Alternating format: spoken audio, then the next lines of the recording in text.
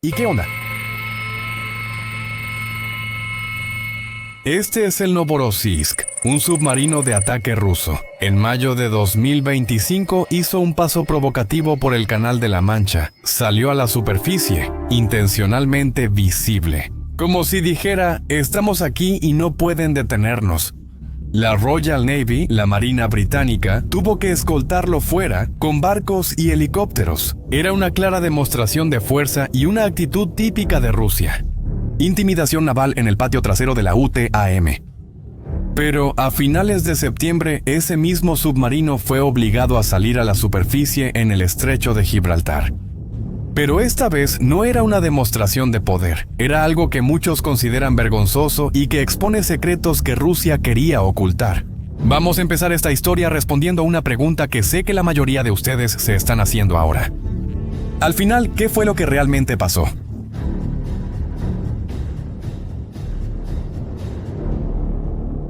Entre el 26 y el 27 de septiembre, el Novorossiysk sufrió una falla técnica catastrófica. No fue una avería cualquiera. El sistema de combustible del submarino empezó a tener fugas, y no estamos hablando de una pequeña fuga.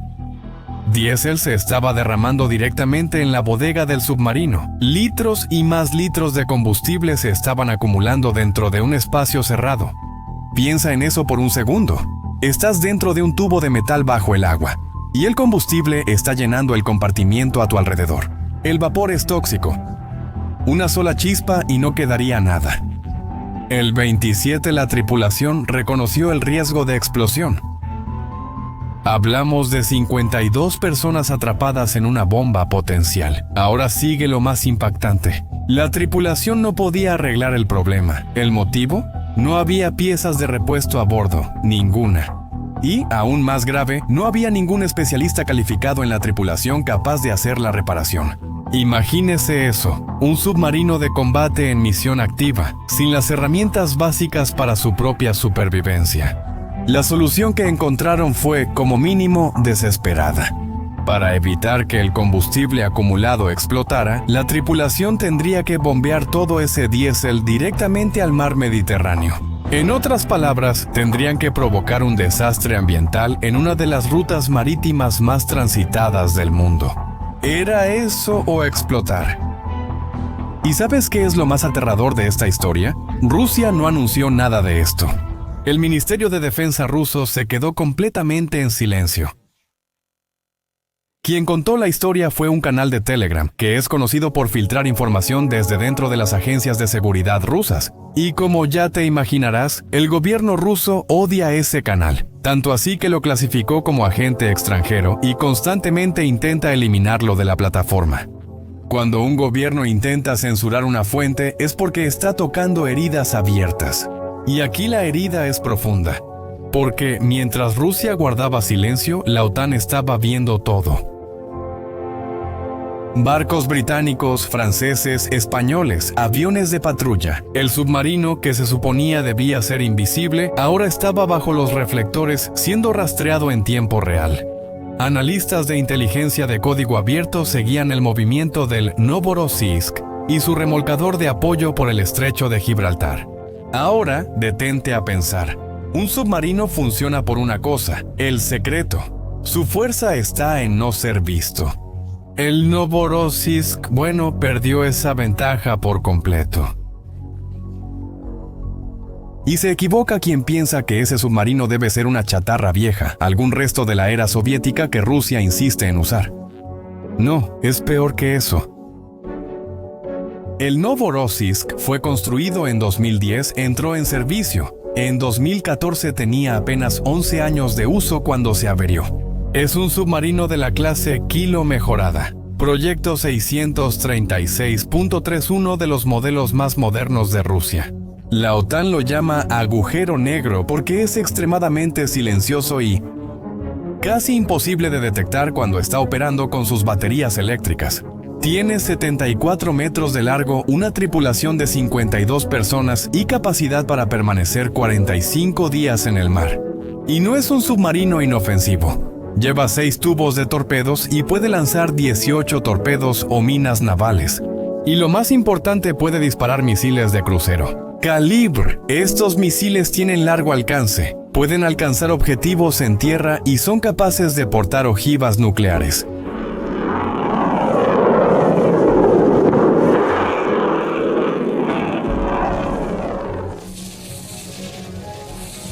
Estamos hablando de un submarino que estaba cumpliendo servicio de combate activo. No estaba guardado en algún puerto esperando mantenimiento. Estaba en misión, representando a Rusia en el Mediterráneo. Y como mostramos al inicio del video, 4 meses antes de averiarse, había pasado por el Canal de la Mancha de forma provocativa, mostrando fuerza, como si le dijera al mundo, estamos aquí. Ahora, estaba muerto en el agua. Y ese no es el único caso. En junio de 2024, otro submarino ruso llegó a La Habana, Cuba, el Kazán, un submarino nuclear clase Yasen-M, el más avanzado de la flota rusa. Rusia difundió mucho esa visita. Querían mostrar poder. Pero cuando el Kazán llegó, las fotografías revelaron un problema grave. Grandes pedazos de los paneles de silenciación del casco se estaban desprendiendo. Esos paneles absorben el sonido. Son esenciales para mantener el submarino invisible. Al sonar, sin ellos, el submarino se vuelve ruidoso, pierde su principal ventaja. Para un submarino que debería ser el orgullo de la flota, ver pedazos cayéndose era vergonzoso. Hay más. En agosto de 2025, una corbeta rusa llamada Vishny Volotyok chocó contra un buque petrolero civil en el mar de Azov. El casco resultó gravemente dañado. ¿Quieres saber qué hizo Rusia? Falsificó documentos oficiales. Dijo que el daño fue causado por drones ucranianos. Mintió descaradamente para ocultar su incompetencia. Puedes ver que se está formando un patrón. Mira, la Marina rusa no solo está enfrentando problemas técnicos, está en un colapso sistémico. Esto sucede por 3 razones principales. Primero, hay sanciones. Desde 2014, pero especialmente después de 2022, Rusia está bajo fuertes sanciones.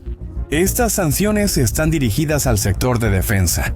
Rusia siempre ha dependido de componentes extranjeros para sistemas avanzados. Obtener esas piezas es difícil, costoso y lento. Intentan importar a través de terceros países, pero eso crea cuellos de botella, y cuando faltan piezas, el mantenimiento no. Eso pasa. En segundo lugar, la economía está en modo de guerra. Todos los recursos están yendo a Ucrania. Tanques, municiones, equipo para las tropas terrestres. ¿Y quieres saber qué pasa con el mantenimiento de rutina de los barcos que ya están desplegados? Eso pasa a segundo plano. Novorossiysk es un gran ejemplo de eso. El submarino necesitaba piezas, pero esas piezas no estaban disponibles. Tal vez estaban en algún almacén, tal vez ya ni existían. El sistema logístico está completamente roto. Y por último, y lo más sorprendente, la flota del Mar Negro fue devastada, y el Novorossiysk pertenece a esa flota. Para que te des una idea, esa flota sufrió pérdidas inimaginables. Ucrania, un país sin una marina significativa, destruyó entre 1/3 y el 40% de los barcos rusos en el Mar Negro. Y lo hizo usando misiles antibuque Neptune.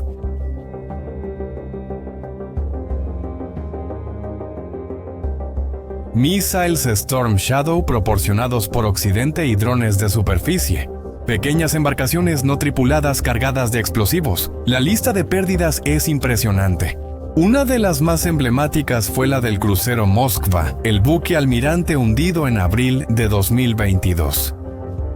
Pero también hubo múltiples buques de desembarco destruidos, corbetas, barcos patrulleros, y en septiembre de 2023, un ataque ucraniano al astillero de Sebastopol dañó severamente al Rostov-on-Don, un submarino hermano del Novorossiysk. Ni los submarinos en el puerto estaban seguros. Estas pérdidas obligaron a Rusia a retirar sus barcos más valiosos de Sebastopol en la Crimea ocupada al puerto de Novorossiysk, en el territorio continental ruso. Fue una retirada humillante. Rusia perdió el control del oeste del Mar Negro y su bloqueo terminó. ¿Y Ucrania? Bueno, lograron establecer un corredor humanitario para exportar granos, una victoria estratégica para ellos. Pero hay un golpe aún más profundo. Algo que hace que la falla de Novorossiysk no solo sea previsible, sino inevitable: la pérdida de Tartus. Eso es porque el Mediterráneo es una región estratégica. Para la OTAN es el flanco sur. Para Rusia es una forma de proyectar poder en Medio Oriente, África del Norte y desafiar a la OTAN. Desde 2013 Rusia mantenía una fuerza naval permanente en el Mediterráneo, pero esa presencia dependía de... Tartus era la única base naval rusa fuera del territorio de la antigua Unión Soviética. Durante la intervención rusa en la Guerra Civil Siria, Rusia amplió y modernizó esa base. Tartus proporcionaba todo lo que una flota necesita: reabastecimiento, recarga de combustible, mantenimiento, rotación de tripulación. Sin eso, mantener barcos en el Mediterráneo por largos periodos es logísticamente imposible. Pero al final de 2024, el régimen de Bashar al-Assad cayó. El nuevo gobierno de Siria canceló el acuerdo con Rusia. Y así los rusos se vieron obligados a evacuar la base rápidamente. Una retirada humillante. Y el impacto fue inmediato. Los submarinos diésel eléctricos, como el Novorossiysk, no son como los submarinos nucleares. Necesitan recargar sus baterías con frecuencia. Eso significa ir a un puerto o usar el snorkel cerca de la superficie. Sin Tartus, mantener estos submarinos operativos en el Mediterráneo se volvió inviable. En enero de 2025, analistas navales informaron que Rusia ya no tenía ningún submarino en el Mediterráneo. El Novorossiysk fue el último en salir por el estrecho de Gibraltar. Su regreso en 2025 fue un intento de mantener la ilusión de presencia naval. Pero era un farol. Rusia estaba intentando operar sin la infraestructura necesaria. El Novorossiysk estaba operando bajo una presión extrema, lejos de cualquier puerto amigo, capaz de proporcionar el mantenimiento adecuado y con una cadena de suministro rota detrás de él. La falla del sistema de combustible no fue mala suerte, fue la consecuencia física de una operación logísticamente imposible. Fue la primera pieza crítica en ceder bajo esas condiciones insostenibles.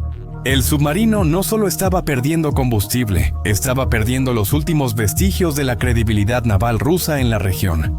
Y para Vladimir Putin esa escena es familiar, dolorosamente familiar, porque él ya ha vivido esa pesadilla antes. El día era 12 de agosto del 2000. El submarino nuclear K-141 Kursk se hundía en el mar de Barents. 118 personas murieron. La causa fue la explosión de un torpedo defectuoso durante ejercicios.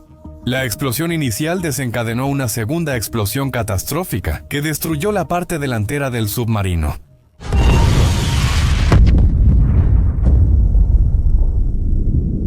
Pero lo que hizo del Kursk una tragedia aún mayor fue la respuesta del gobierno. Vladimir Putin estaba en su primer año de presidencia.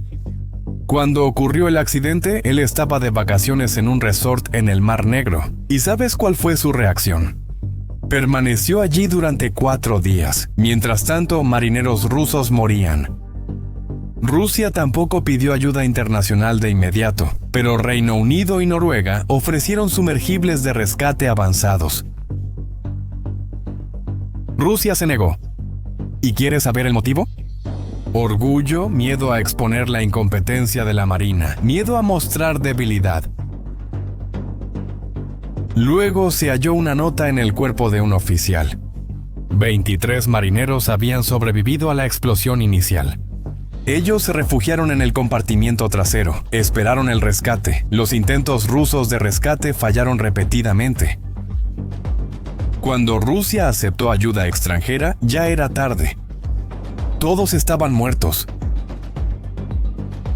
Putin enfrentó una elección difícil en el 2000: admitir el fracaso y aceptar ayuda de Occidente, o preservar el orgullo nacional a través del secreto y la negación. Al costo de la vida de sus marineros, él eligió el orgullo. La lección que el gobierno ruso sacó del Kursk no fue sobre mejorar la seguridad naval, fue sobre controlar la información. En el año 2000, Putin fue masacrado por los medios rusos, que todavía eran independientes. ANTV transmitió críticas devastadoras al gobierno, entrevistó a familias llorando. Fue un desastre de relaciones públicas, una vulnerabilidad política extrema para el nuevo presidente. En los meses y años siguientes, el gobierno tomó el control de las principales cadenas de televisión. Se aseguró de que ese tipo de humillación pública nunca se repitiera. 25 años después, el Novorossiysk presenta el mismo dilema, con Rusia y la OTAN en confrontación directa por causa de Ucrania. Aceptar la ayuda de un adversario sería aún más humillante. El historial sugiere que, si la situación hubiera escalado, la tripulación del Novorossiysk podría haber sido sacrificada por el orgullo político, como lo fueron los sobrevivientes del Kursk. En 2025 hay una diferencia. El control de información que Putin construyó en 2 décadas se está resquebrajando. Hay plataformas descentralizadas como Telegram. Canales de investigación publican esas filtraciones. La inteligencia de código abierto rastrea movimientos en tiempo real. Ahora, un encubrimiento total al estilo soviético ya no es posible. Como puedes ver, la imagen del submarino de ataque ruso Novorossiysk, deshabilitado y a la deriva en el patio trasero de la OTAN, es más que un incidente naval aislado. Es cuando todas las señales del declive militar ruso convergen sobre un solo casco oxidado. Ahora quiero saber tu opinión. ¿Crees que Rusia todavía puede mantener su posición como potencia naval global? ¿O esa era ya terminó? Responde en los comentarios. Si este contenido te aportó valor, compártelo con alguien que también esté interesado en estos temas y suscríbete al canal para no perderte los próximos videos. Hasta la próxima.